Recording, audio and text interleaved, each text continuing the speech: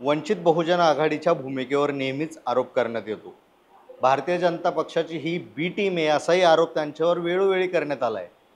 म्हणजे 2019 मध्ये ज्या पद्धतीनं वंचित बहुजन आघाडीनं आपला दबदबा निर्माण केला होता, ज्या पद्धतीनं त्यांना वंचित समुदायानं स्वीकारलं होतं, ती आकडेवारी पाहता यंदा मतांचं विभाजन होऊन भारतीय जनता पक्षाला त्याचा थेट फायदा मिळू नये यासाठी वंचित बहुजन आघाडी व महाविकास आघाडी यांच्यात बैठका झाल्या।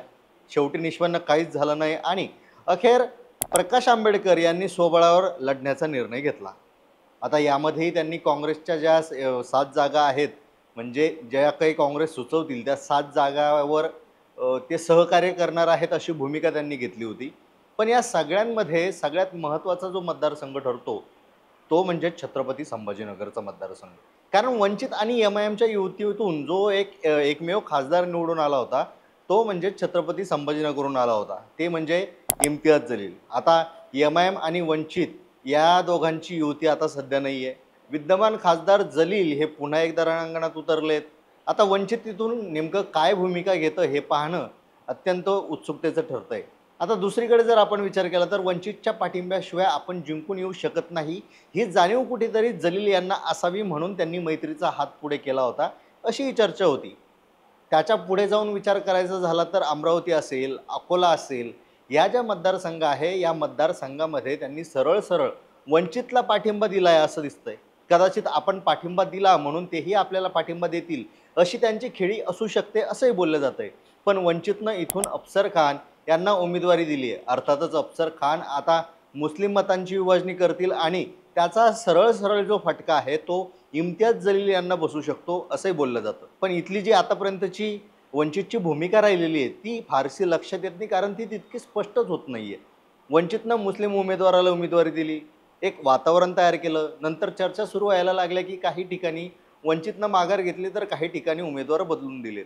आता त्याच पार्श्वभूमीवर छत्रपती संभाजीनगरमध्ये जे अफसर खान आहेत त्यांना एबी फॉर्मच मिळाला नाही अशी चर्चा सुरू झाली।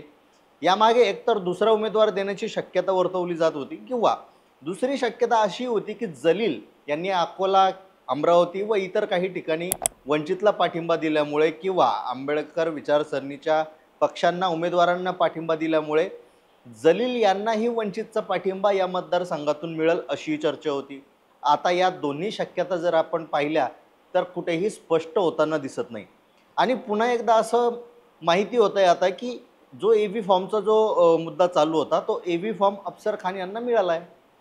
आता यातून नेमकं संभ्रमित पडण्याचं कारण असं होतंय की वंचितला नेमकं काय साधायचं होतं हेच लक्षात येत नाही। कारण एकीकडे अफसर खान म्हणतात की काही डाव खेळायचे असतात जेणेकरून जे आपले विरोधक आहेत त्यांना थोडंसं कन्फ्यूज करायचं असतं, प्रश्नात गुंतवून ठेवायचं असतं। पण त्यांचं हे वाक्य वास्तवाला किती धरू नये याबद्दलही अनेक ठिकाणी शंका वर्तवली जाते। आता यातली दुसरी एक महत्त्वाची बाजू आपल्याला लक्षात घ्यावी लागेल, ती म्हणजे प्रकाश आंबेडकर यांच्याकडून जलील यांच्या संदर्भात कोणतीही ठोस भूमिका अजूनही स्पष्ट झालेली नाही। म्हणजे स्वतः त्यांनी कोणतीही टिप्पणी हवी तशी केलेली नाही आहे, स्पष्ट केलेली नाही आहे। म्हणजे निवडणूक अगदी 15 दिवसांवर आली असताना वंचित आपल्या हक्काच्या मतांसाठीही अपेक्षित लढा देत नाही आहे किंवा अपेक्षित ताकद लावत नाही आहे का असाही प्रश्न निर्माण होतो। एकंदरीतच वंचितचं जे हे काय सगळं चाललंय, किमान छत्रपती संभाजीनगरचा जरी विचार केला तर आपल्याला वंचितचा डाव हा नेमका काय आहे की त्यांच्या संघटनेतच एकूण नियोजनाचा अभाव दिसून येतो, याच्याबद्दल थोडासा गोंधळ निर्माण होतो।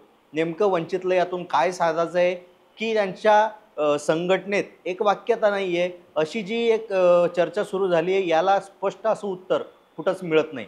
पण आता येणाऱ्या या पुढच्या 15 दिवसात वंचित नेमकं काय भूमिका घेतं, काय खेळी खेळतं हे पाहणंही साहजिकच उत्सुकतेचं असणार आहे। पण ह्या सगळ्या समीकरणाबद्दल, या इथल्या छत्रपती संभाजीनगरच्या राजकारणाबद्दल, इथल्या मतांबद्दल आणि वंचितचा जो डाव आहे किंवा एमआयएमची जी खेळी असणार आहे याबद्दल तुम्हाला काय वाटतं कमेंटमध्ये नक्की सांगा।